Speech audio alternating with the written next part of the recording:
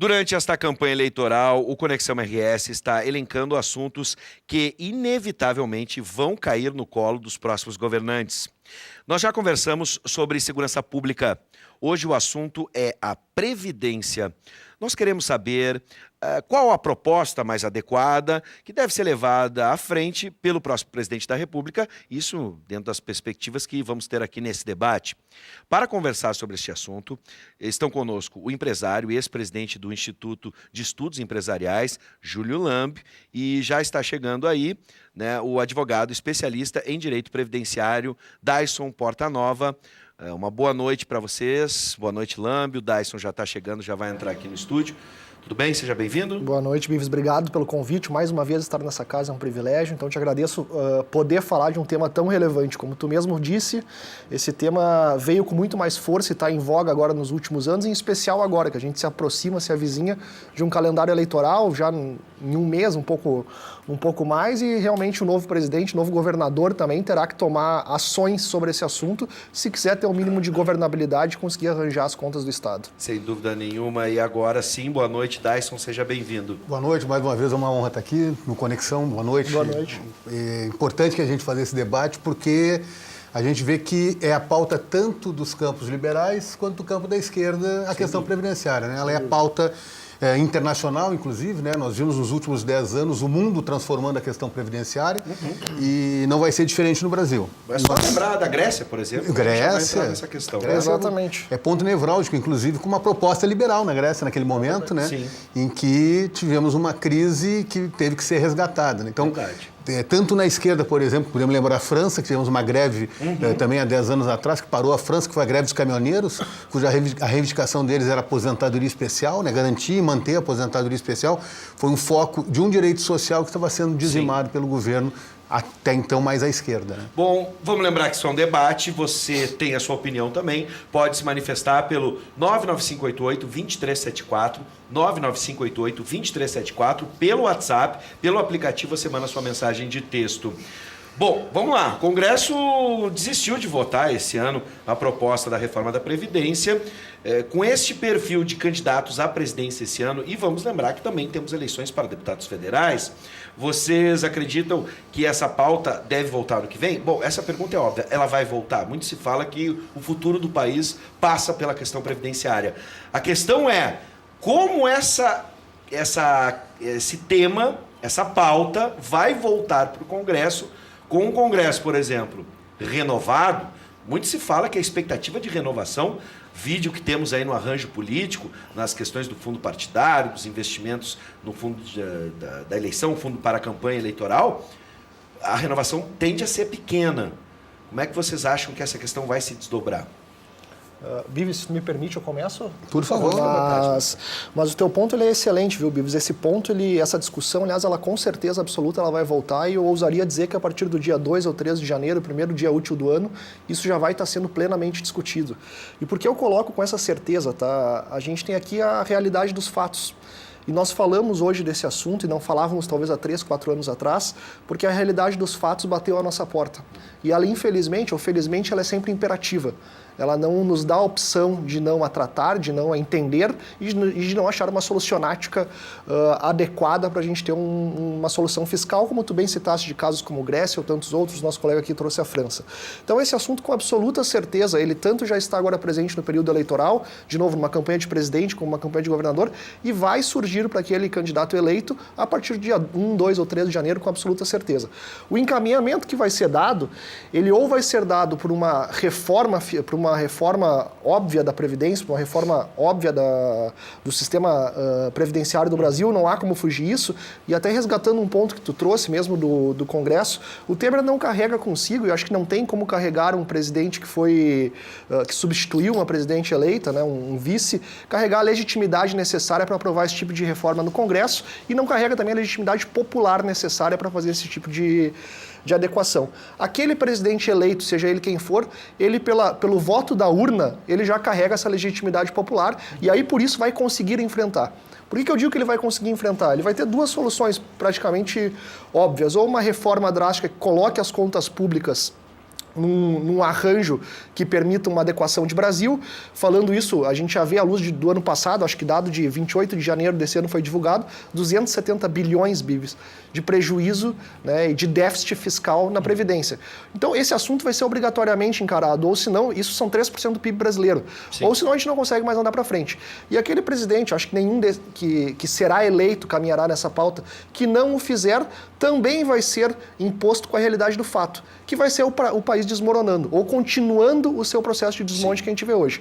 Então não há dúvida, Bibs, assim, não há dúvida nenhuma, é consenso entre os economistas, consenso entre todas as pessoas que estudam o tema, que esse assunto vai ser tratado. Sim. E não vejo outro caminho, até me estendendo aqui, que não uma profunda reforma de direitos, de obrigações, de entender o real escopo do Estado, um enxugamento do processo do Estado que permita um enxugamento do déficit e um enxugamento da Previdência também. Sim.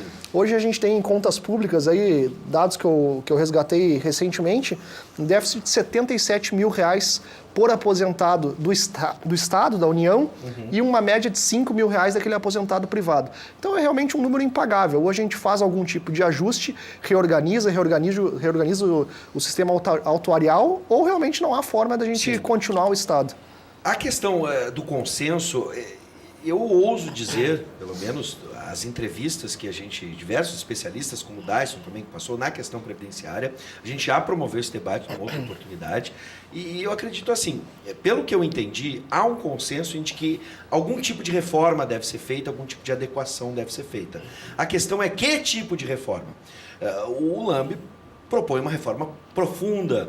Dyson, na tua opinião, essa reforma ela deve ser profunda, realmente na estrutura, ou são alguns ajustes, como já se tentou fazer agora, recentemente, por exemplo, na questão do fator e tudo mais? Bibs, se me permite, eu acho que ela tem um antecedente, eu acho que a fala, ela passa um pouco por isso, mas nós temos que saber o seguinte, o Estado brasileiro que nós queremos. Veja só, a pauta hoje é saúde, segurança, educação.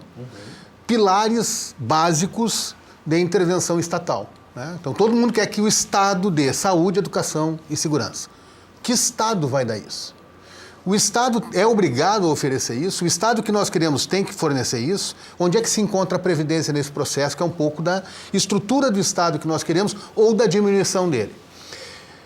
Tu falavas da questão de legitimidade. Eu acho que o governo que assumiu a partir do impeachment, reconhecido pelo Supremo Tribunal Federal, tem toda a legitimidade do mundo para fazer o que bem entendesse. Tanto que fez a reforma trabalhista. Tanto que fez a reforma, a emenda constitucional para não ter gastos públicos. E por que eu estou fazendo este processo de limitação de gastos públicos? Ele atinge aonde? Saúde, assistência social, previdência social, porque esses gastos também são reduzidos, há uma limitação desses custos. A ideia deste governo, legitimado ou com capacidade de fazê-lo, era de restringir gastos públicos. No momento que nós estamos admitindo e aceitando um governo com esta postura, né, independente da matiz ideológica, ela podia vir da esquerda dizendo, não vou gastar. Ela poderia dizer isso, e aí nós estamos dizendo para a sociedade que o Estado será mínimo, que o Estado não será um Estado interventor, que o Estado não oferecerá saúde, educação, previdência, assistência, segurança pública, né? Segurança civil e social. No momento que você faz essa proposta, a sociedade tem que saber desta opção. Por isso que há uma distinção nos discursos um pouco mais à direita ou um pouco mais à esquerda. E a distinção se dá exatamente do caráter e da função que o Estado deve exercer. O Estado não interventor, muito bem, vamos ao Estado radical liberal. O Estado não intervém, vamos ter tudo privado. Muito bem. Então nós vamos ter situações como tivemos no Aeros, por exemplo, que todo mundo aqui conhece, que quebrou um sistema de previdência privado, que quebrou, e os aeronautas, então, aposentados, ficaram recebendo de quem? Só do INSS. Então nós temos que também entender que esta base de sustentação mínima social é uma base de estabilidade, seja para o campo da direita, seja para o campo da esquerda. A estabilidade social se dá quando você cumpre a intenção ou a proteção de necessidades mínimas. Esta intenção e proteção de necessidade mínima é dada pela Previdência Social pública. Há discrepâncias? Óbvio que há, mas nós não podemos nos reportar à década de 90, aquele famoso caçador de Marajás, que se elegeu presidente da República, com um discurso até leviano, que na hora de caçar Marajá não caçou nem passarinho, nem pardal, ou muito menos caturritas ou carruíras pela rua. Então nós vimos o quê? Que havia um discurso para diminuição do Estado. Então a sociedade, nós estávamos falando aqui que temos eleições para presidente, para governador, deputado federal, senador e deputado estadual, a sociedade tem que entender o seguinte: se você quiser um Estado liberal, você tem que entender que esse Estado liberal, na hora que você necessitar, ele não tem que estar presente. Ou seja, se você não tiver capacidade financeira, capacidade social, o Estado não tem nada a ver com isso. Será que é esse o Estado que nós queremos? Acho que não é o modelo ideal.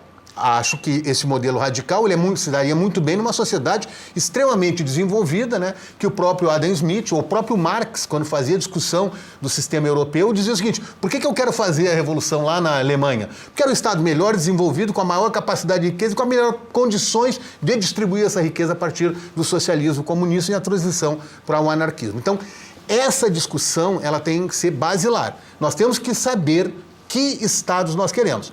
Eu, particularmente, defendo uma previdência pública universal, e aí eu incluo magistratura, eu incluo deputado, eu incluo Ministério Público, médicos, Sim. Todos que devem ter um único regime. Um único regime. Esse é um detalhe importante, né? Porque hoje a gente vive uma outra realidade. Claro. Né? Existem, né, diferentes categorias dentro do nosso país.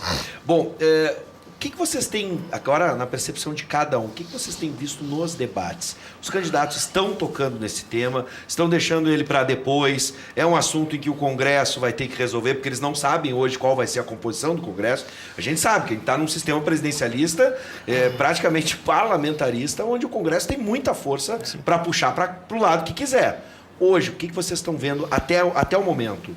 Eu vejo que esse assunto ele vem com força, ele já está com força no debate e ele vai aparecer com força com aquele presidente ou governador eleito. E por que eu digo isso novamente? Porque a realidade ela é imperativa, Bibs, eu repito esse termo.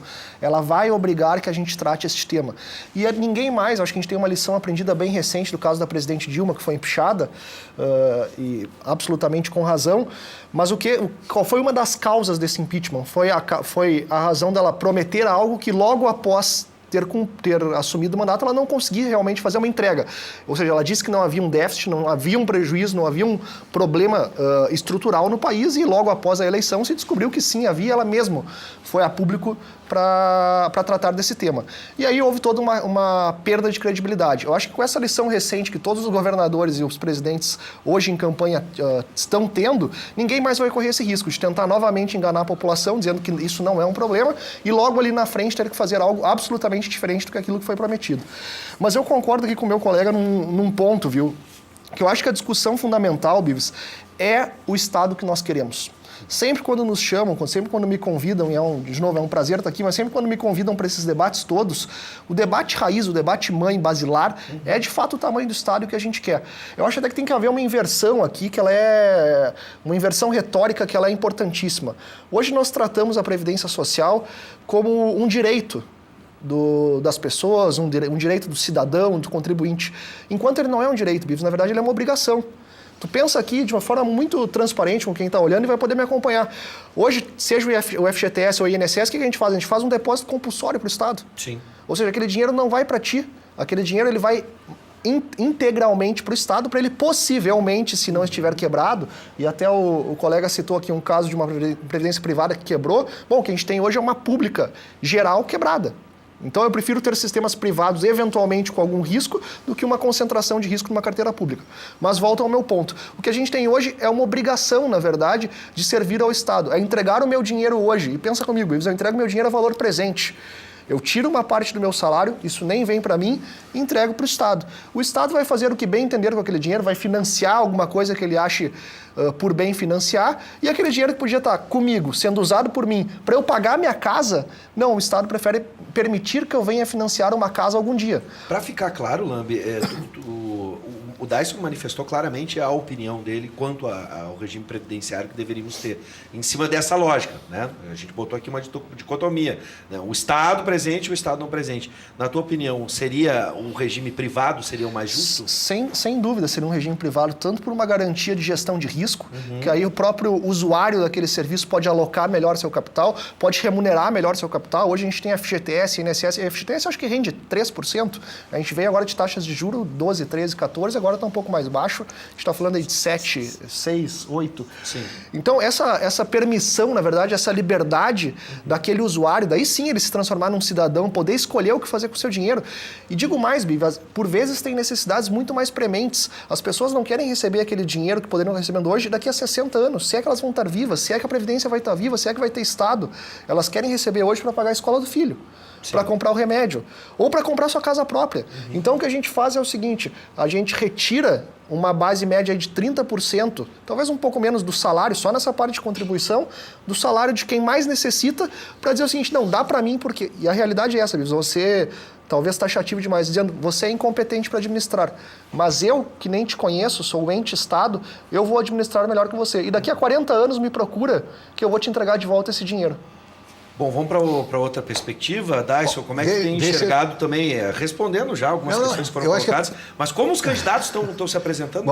Exatamente. Primeiro, assim, vamos focar assim, ó, a questão da Previdência, por que ela é obrigatória? Tá? Eu vou fazer o gancho da compulsoriedade, né? Porque... Se nós lembrarmos, foi a Revolução Industrial que transformou a necessidade de proteção social, porque os trabalhadores estavam perdendo braços, morrendo nos teares, nas indústrias, e não tinham proteção nenhuma. Aí a organização individual era muito pífia e o Estado intervém para ter uma relação de solidariedade. Então esse é o mote da segurança previdenciária. Segundo aspecto, a Previdência Social não está quebrada, com todo respeito à vossa manifestação.